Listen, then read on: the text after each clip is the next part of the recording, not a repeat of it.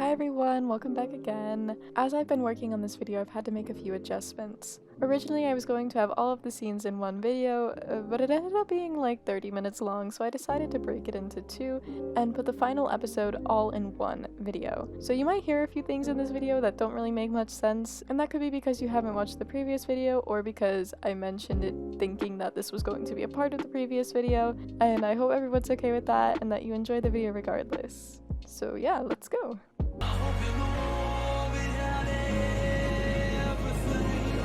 As we get to the final episode, I want to express how magnificent this finale is. The creators of Arcane were not messing around when they created their characters.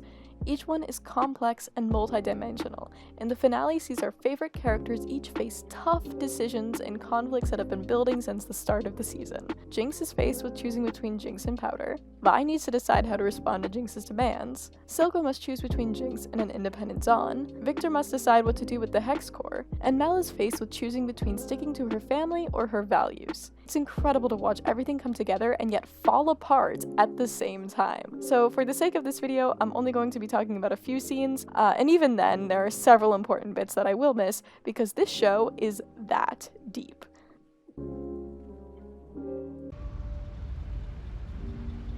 Tying back to what we saw in episode 8, Victor is feeling heartbroken and guilty as he spreads Sky's ashes. He gets up to go, but then is plagued by an intrusive thought. While it doesn't appear like much, the emotion we can see on his face as he turns to face the edge of the building is deep. He takes a few steps closer to the edge when he is interrupted by Jace. Am I interrupting? This stops him from jumping and promotes a tragic and meaningful discussion between the two partners who once dreamed of doing great and are now haunted by their creations. In the pursuit of great, we fail to do good. Not to mention that this scene ties back to a scene at the start of the series where Jace had just lost his ability to work at the academy, and so he is contemplating jumping when Victor comes out and stops him, saying essentially the exact same thing as Jace says to Victor in this scene. Am I interrupting? Counselors. Now we know the independence that Jace speaks of for the Undercity is a bit rocky, because it means the people of the Undercity are left completely under the rule of Silco. However, we can also see the intense irony of these few rich people who live so incredibly high above the Undercity and never give two shits about what's happening to the people there, react so outraged and hurt at the idea of them becoming independent. The imagery is super powerful as the scene goes into slow motion and the outraged voices of the council members fade and echo out. The images of the council members' fancy wine spilling, their chairs falling back, their outraged faces all come together to create a perfect political criticism of the class and social divide. Not to mention, it is kind of funny at the beginning when Counselor Kiraman warns Jace about his actions in such a civil yet two-faced way, and he immediately drops the formality with his cussing. With respect, I don't give a shit what any of you think of me anymore.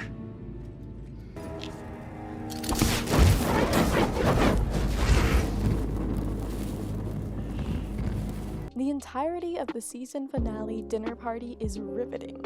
Words cannot do it justice. We could honestly make an entire video going over every bit of these scenes. For today's video, we're just going to go over a few parts of the finale, but I cannot encourage you enough to watch the entire show just for this finale. For starters, the abductions that Jinx makes for her dinner party are rather unsettling. Caitlyn's especially, as she steps out of the shower and her mirror fogs up to reveal Jinx's calling card. The ensuing horror that Caitlyn feels is also felt by the audience. Silco's abduction is a little more heartbreaking, as right before we see him confiding in Vander's statue. He talks about how the independent Zaun that he and Vander had dreamed of was within his reach, but it came at the price of Jinx. One part of his monologue that really sticks out to me is when he says, "Oh, it all makes sense now, brother," and pours some of his alcohol into Vander's statue. This really shows the mutual respect that Silco has for Vander as a brother and now as a father. And I think that this is Silco's way of saying that he finally understands why Vander stopped fighting with him for an independent Zaun. Because in the end, more important than the fight were Vander's kids. And now faced with the same options, Silco is realizing that his kid Jinx is more important to him than the thing that he has been fighting and killing for the past several years. Bravo, sis. There are too many emotional massacres that occur between Jinx and Vi during this finale to cover them all right now. However, the first big stab to all of our hearts is when Jinx reveals to Vi. You're the reason I'm still alive. What Jinx says is so simple yet so complex. I hardly know what to say about it. However, in a way, this shows us how important Vi is to Jinx. There's also a part to this where Vi and Jinx both recognize that Vi didn't really abandon Jinx. Earlier, we saw Vi blame herself for running away when a real monster came, and we saw Silco and others tell Jinx that Vi abandoned her. So this really serves as closure for that conflict, and is signified when Jinx asks the question, Are we still sisters? throughout that entirely emotionally vulnerable moment with Vi and Jinx, the only thing lighting the room Vi was in was some contraption with sparklers on it. And as the scene progressed, the sparklers burnt out one by one, leaving the room pitch black when Jinx asks Vi if they are still sisters. Vi's answer prompts Jinx to open a lighter and send it flying around the room to light up a bunch of candles. And after that point, the dinner party is brighter and more lively. In my mind, this change in visual mood from the dark room where Jinx and Vi were alone to a bright and dangerously lively dinner table marks a shift from Powder to Jinx. The person conversing with Vi in the dark room was being emotionally vulnerable and sincere. That was Powder. Powder asked if she and Vi were still sisters, and Vi's response that nothing could change that kind of brings Jinx out, so that Powder could gauge if Vi can really love her as both Jinx and Powder. This is essentially confirmed later when Powder remarks, I thought maybe you could love me like you used to. The next, somewhat intense part of this finale comes after Jinx has revealed Silco's place at the dinner table, along with Dummy, Milo, and Gliger's places. Jinx remarks that someone is missing and walks out of the room, only to come back out with a tray.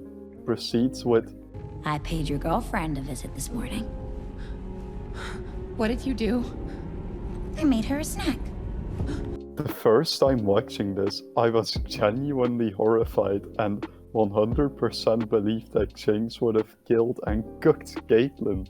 I think that the creators of the show did a magnificent job with this part as they showed Vi's utter fear and the representation of that fear through a flash of Caitlyn's lifeless face on the platter. Jinx makes a joking comment that she is not that crazy and wouldn't have cannibalized Caitlyn. This kind of takes away the severity of the moment, but at the same time, that is absolutely perfect for Jinx. She's always dealing with super serious stuff in such a playful way. There is also an important symbol that comes up shortly after, the two empty chairs at the dinner table, one labeled Powder, the other Jinx. Jinx asks Vi to decide where she should sit, and then makes an interesting comment. Make her go away. Please. Send her on her way in. Our immediate reaction is that Jinx is talking about Caitlyn, as she is interrupted by Caitlyn struggling against her restraints. But she adds, and you can have Powder back, which makes me question if she's really talking about Caitlyn. It would make a lot of sense for Jinx to want Caitlyn out of the picture, as she feels like this snobby Piltover person is taking her sister away. However, the writers used a vague pronoun, which really stands out to me. We don't know exactly who she is referencing, and a part of me is led to believe that maybe it references Jinx. We know from the earlier bridge fight scene that Jinx is tired, she's frustrated, and her mind honestly feels like it's going to explode. It would make perfect sense to me if Powder wanted Jinx and the mental anguish that comes with her to be gone. We'll put this behind us. You'll never have to see him again, Powder. After that, the dinner party attendees battle for Jinx's favor. Silco promises Jinx that he would never have given her up, that it's just the two of them, and she is his daughter whom he'd never forsake. This softens Jinx, but she's quickly put back on her defenses when Caitlyn breaks free and threatens her with a machine gun. This causes another moment where Jinx softens as Vi yells at Caitlyn. Wait! She's my sister! When Vi says, "That's my sister," there is the most subtle yet intense release in Jinx. Her eyes shift from looking at the person pointing a gun at her to looking at Vi, and her lips curl upward ever so slightly as she lets out a relieved sigh. In the final battle for Jinx or Powder, Jinx has taken the gun from Caitlyn, and Silco and Vi are yelling opposing commands at her. Vi yells for Powder to remember who she is, to remember Milo, Claggor, and Vander. And Vi thinks that this will remind Jinx of a better time, but with every name that she yells, she hurts Jinx. She brings back the monsters of her past, and Jinx enters another break as she feels alone, surrounded by the monsters, reminders of her actions that haunt her. In trying to remind Jinx of a time when she was Powder, Vi only drags up painful and traumatizing memories. And this incites a meager stop from Jinx, which causes Silco to yell for Vi to shut up and for Jinx to not listen. While, of course, a part of this is because Silco wants Jinx to choose him, I think another part of it is because Silco understands Jinx in a way that Vi simply never can. He can see the pain that those memories are causing his daughter, and he doesn't want his daughter to be hurt. That is why Silco ultimately picks the gun off of the table and points it at Vi. He wants to stop what is hurting his daughter. However, the sound of the gun snaps Jinx back to reality, and deep down, all Jinx has ever wanted is to protect her family. All of those years ago at the factory, all she was trying to do was save Vander, Milo, Claggor, and Vi. And now, all she sees is a man who is about to hurt Vi, so she acts fast, and she shoots.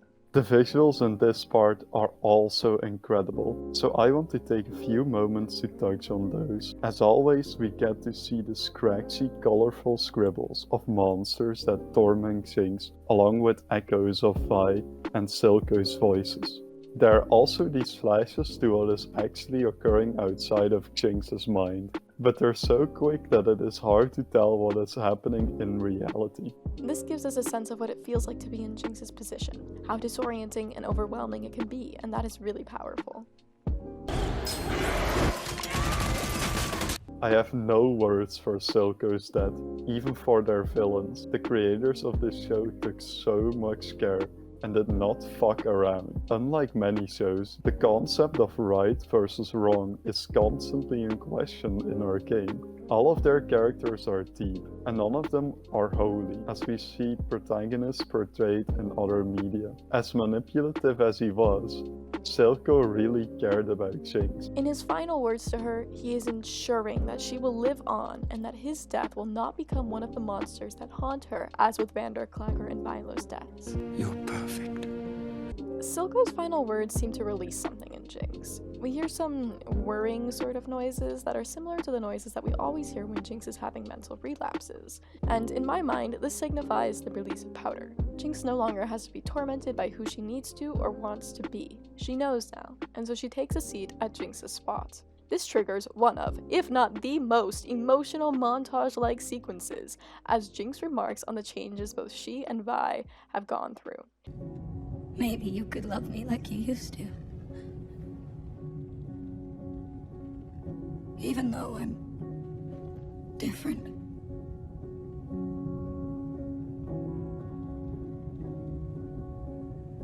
But you changed too. So, here's to the new us. The ensuing scene is a powerful combination as we watch Jinx fire a weapon of mass destruction toward the Council's chamber, all while they vote to give Zaun its independence. It is a stark contrast between destruction and hope, and there is nothing but shock and horror on Vi's face, and nothing but fear and anguish on Caitlyn's, as she can do nothing but watch her mother's impending doom, all while the faces of the council members are full of excitement and hope. The choice of the song is also really powerful in this scene. The first lyric that stands out to me is, "I am the monster you created." And that is really meaningful to Jinx. She claims that Vi created her, though I also think "you" can be attributed to the carelessness of the council, to the state of the Undercity, to Silco, to everything that put Jinx in the situation that she was in. In the end, the entirety of this TV show is the best scenes. Seriously, go watch it from start to finish in one go. The characters and the relationships are deep, complex, and beautiful. The artwork, use of color, and cinematography are incredible, and the world building is fun and fantastic. Thank you everyone so much for watching today's video. I hope you enjoyed. If you did enjoy, please consider leaving a like and subscribing. And I hope if you haven't watched this show yet that you consider giving it a watch now. And as always, be good people, love yourself, and love others.